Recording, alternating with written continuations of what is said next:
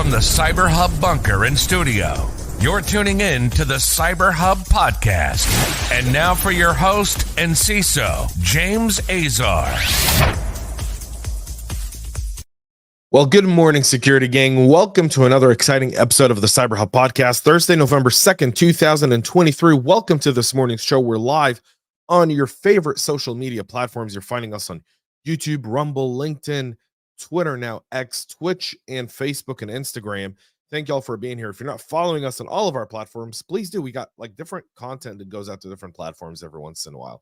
So you want to make sure to go do that and also follow us on here and subscribe to our podcast on your favorite podcast listening platform. You can find us on Apple, Google, and anywhere else, and Spotify or anywhere else you get your podcast. So make sure to get us there. And while you're at it, while you're there and subscribing, give us a 5-star rating.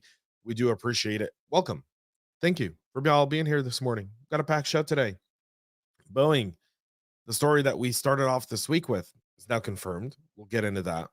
We'll also be getting into a new CVSS score system that's been published. That's going to be important for a lot of practitioners. So without further ado, I today am enjoying my espresso in my travel mug. That's right. This awesome espresso travel mug can be yours for just going to our Substack and becoming an annual contributor to our podcast. Look at that. So whatever you're drinking this morning, join me for a coffee cup. Cheers, y'all. Yeah, this thing's good. And it keeps the espresso super warm. Like that burnt my tongue a little bit. I'm not going to lie. But that's what you want your espresso to be. So let's go ahead and kick off with Boeing now confirming that it was recently hit by a cyber attack after a notorious ransomware group has claimed to breach the company's system. Lockbit is the ransomware group behind the cyber attack and data leak of Boeing. The criminals later removed any mention of Boeing from their website, telling cybersecurity research and threat intelligence organizations VX Underground that negotiations with Boeing started. Lockbit representative said that a zero-day vulnerability was exploited by affiliates to gain access to Boeing's systems. Boeing, for their end, said, we are aware of a cyber incident impacting elements of our parts and distribution business, pointing out that flight safety is not affected by the incident. They're actively investigating the incident and coordinating with law enforcement and regulatory authorities. They're also notifying customers and suppliers. So more on this as becomes available, but Boeing is experiencing yet another cyber attack. This appears to be, by the way, isolated to parts and distribution. So it doesn't appear to impact, based on what they're saying, flight controls or software. It's likely impacting their warehouses and parts and distribution orders that are coming from airlines or airline maintenance companies. Germany woke up to a string of ransomware attacks that are hindering services in over 70 German municipalities. This ransomware attack has paralyzed local government services in multiple cities and districts in Western Germany. Early on Monday, an unknown hacker group encrypted the servers of local municipal service provider Südwestfalen IT to prevent the malware from spreading. The company restricted access to its infrastructure for over 70 municipalities, primarily in Western German state of North Rhine-Westphalia. The attack left local government services severely limited, the company said in a statement posted on a temporary website, as its main site is inaccessible following the incident. On the day of the attack, the administration of the German city Siegen canceled appointments with citizens since the majority of their IT systems were shut down. As of Tuesday, most of the administration online services remain unavailable. The websites of the city administrations of Wermelskirchen and Burscheid are also down as of Wednesday. Due to disruption, they have no access to all applications running via their IT firm. The affected administrations that publicly discussed the attack said that even though their online systems are down, they're still offering in-person services to citizens. Their internal and external communications, including email and phone services, are mostly non-functional. German police and cybersecurity agencies are investigating the attack and working to restore services with the administration. This is coming at a sensitive time for the German nation, as local governments typically perform financial transactions at the end of the month. Payments like salaries, social assistance, and transfers from the nursing care fund may be hindered as part of this attack. until they're able to recover and get back into normal operation.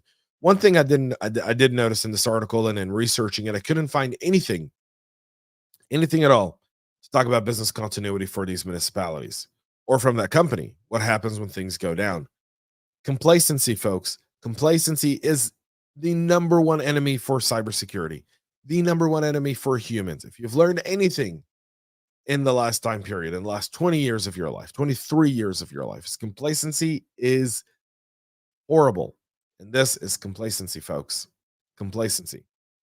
For their end, the Associated Press News website experienced an outage that appeared to be consistent with a DDoS attack, a federal criminal act that involves flooding a site with data. You guys know what a DDoS attack is. So apnews.com site experiencing issues Tuesday afternoon loading the homepage. Although links to individual stories failed in various ways, some pages remained blank while others displayed error messages. The problem was resolved by Wednesday morning. The AP for itself issued a statement saying we've experienced periodic surges in traffic, but we're still looking into the cause. That cause is a DDoS. Anonymous Sudan, which is nothing to do with Sudan and everything to do with Russia, has said on their Telegram channel Tuesday morning that it would be launching attacks on Western news outlets. The group subsequently posted screenshots of the AP and other news sites as proof that they've rendered unreachable by DDoS attack. The propaganda mechanism is rather simple, according to Alexander Leslie, an analyst with Recorded Future. The actors conduct a temporary attack, screenshot proof of an outage. It often lasts a short period of time and affect a small number of users, then claim massive success. It's easy when your standards are low. It's so easy when your standards are low. Everyone, welcome. The first, which is the Forum of Incident Response and Security Teams, has officially announced CVSS version 4.0, the next generation of the Common Vulnerability Scoring System standard, more than 8 years after CVSS 3.0 took, meaning we should expect the next one in like 2030 something. Hopefully not that long. The latest version of 4.0 seeks to provide the highest fidelity of vulnerability assessment for both industry and the public. One of the updates to CVSS version 3.1, which was released in 2019, was to emphasize and clarify that CVSS is designed to measure the severity of a vulnerability and should not be used alone to assess risk. The latest version to the standard aims to address some of those shortcomings by providing several supplemental metrics for vulnerability assessment, such as safety, automatable recovery, value density, vulnerability response effort, and provider urgency.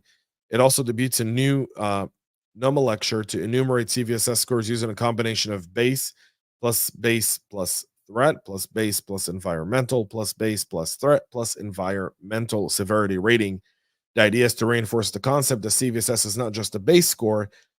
It should be used whenever a numerical CVSS value is displayed or communicated. So there's that as well. CVSS 4.0 is out. We'll see how quick companies start adapting to it. I'm interested to play around with it, and we'll be doing so this weekend. Cisco, for their end, announced 27 vulnerabilities patched in their adaptive security appliance, Firepower Management Center, and Firepower Threat Defense products. This is their semi-annual bundled publication. They've published a total of 22 security advisories describing critical, high, and medium severity flaws in 3 network security products. The most severe, CVE 2023-2004 ADA CVSS score of 9.9 is a command injection bug in the FMC resulting from insufficient authorization of configuration commands that are sent through the web service interface. So there's that. Make sure you update your Cisco products. Now we move to Iran. That's right. We did a show on them yesterday. We're going to do a show on them a lot. Iran is the #1 state sponsor of terror. They're also a very significant cybersecurity threat player. One, because of the late and deceased evil terrorist Soleimani, who was taken out of the battlefield by President Trump back in January of 2020, to now the Chinese aligning with the Iranians on cybersecurity. Iran has always been that redheaded stepchild that the Russians and the Chinese use in order to create instability, and the Iranians love being the redheaded stepchild in the region. So the U.S. government is now prepping for a potential onslaught of Iranian cyber attacks in retaliation of the West's justified support for Israel in the war against Hamas. It's not a conflict politico, it's a war. They declared war on October 7th. They killed 1,500 people. They kidnapped 242 people. They've got kids, 32 young kids that are being held hostage. That goes against every single Geneva Convention and every single sane human being's efforts. So no, they're not. They're not any sort of entity outside of just being aligned with Iran. They also see other nations being on the target that support the Israeli government, likely Europe. Such attacks could take the form of attempting to damage critical systems like water or electricity. And this is coming from Director Ray in his testimony yesterday. And could provide, or also, sorry, yesterday. And also invoke proxies to keep Iran's fingerprints off the incidents. The cyber targeting of American interests and critical infrastructure that we already see conducted by Iran and non-state actors alike. We can expect them to get work as the conflict expands, as well as the threat of kinetic attacks. We know that Iranian proxies in the last 2 weeks have attacked 22 U.S. bases in the Middle East. And again, in this region, Israel learned something on October 7th. And I think the U.S. forgotten this lesson from 9/11 because it's been so long. I mean, if you think of the soldiers that are serving in today's military, the 18 to 22-year-olds, they weren't even born on 9/11. They weren't. So they don't understand what 9/11 is. And a lot of these college students that are, being indoctrinated is the same. So the only way to hit Iran is talk tough. We don't talk tough. Our leadership is still trying to talk diplomacy with people who on Friday, after a holy prayer, shout death to America and death to Israel. These are not people you can run diplomacy with. Israel learned that the hard way. Since the Oslo Accords of 93, right? Israel's tried to do peace with the PLO multiple times. Hamas came through in the late 80s. Their charter called for the destruction of Israel. So every time there was any sort of momentum towards peace, there'd be a bunch of dead Israelis, put it there. Hamas's charter calls for the destruction of Israel. Hamas's spokesperson went on Lebanese TV yesterday and said, we're not just going to do October 7th once, we're going to keep doing it until Israel is no more. The intentions are clear. It's the destruction of Israel in the West. Once Israel falls, the West is likely to follow, not because Israel is some sort of stakeholder to the West, but simply because once that goes down, all institutions collapse thereafter. Right? So once democracy falls, it's a domino effect of democracies falling because the blueprint is made. It's done. It's ready to go. The same applies in cybersecurity with what the Iranians are doing. It's come time, a lot of people talk about what CISA should be doing, and Senator Warner and Senator Rubio are talking about, well, we want to see CISA do. No, we don't want to see CISA do anything. We want to CISA to build resiliency. That's their job. Build resiliency. We need to see the NSA and Cyber Command take preemptive strikes and paralyze the Iranians back by 200 years technologically. Set them back. Let them know you threaten us. There's a price to be paid. We don't do that. Anticipate rough times ahead and rough waters, as the Iranians are likely to see our lack of addressing their threats as a weakness. The moment you smell weakness is the moment you strike. That's what Iranians are known for. That goes to MuddyWater. Iranians, MuddyWater now linking a new spear-phishing campaign targeting 2 Israeli entities to ultimately deploy legitimate remote administration tool for Enable called Advanced Monitoring Agent. Deep Instinct, which disclosed details of the attack, said the campaign exhibits updated TTPs to previously reported MuddyWater activity. They've used similar chains to distribute other remote access tools like Screen Connect, Remote Utilities, Synchro, and Simple Help. The latest development underscores the fact that their largely unchanged modus operandi continues to yield some level of success. They're a cyber espionage crew that's set to subordinate elements within the Iranian Ministry of Intelligence and Security, or also their Quds forces as well. These latest TTPs represent in some ways a continuation and an evolution of Mango, Sandstorm, and Static. They've contained a hidden file and LNK file that initiates the infection as an executable file designed to unhide a decoy document while executing advanced monitoring.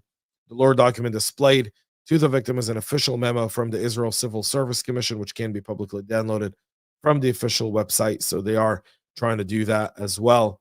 And those are the threats facing Iran. facing Israel from Iran and their proxies in the region. And we're next, whatever they do there, they're going to be targeting here. If you're working with any sort of company that's relying on Israel, no matter where you are in the world, you're likely a target. Be mindful. If you get something in email, be mindful of that. You get something through text messages, be mindful of that as well. One of the ways they're doing psychological warfare in Israel is they're sending text messages saying, clear your home, a bomb's coming. And they're trying to say that that's the Israeli civil force trying to clear out areas. That's not the case.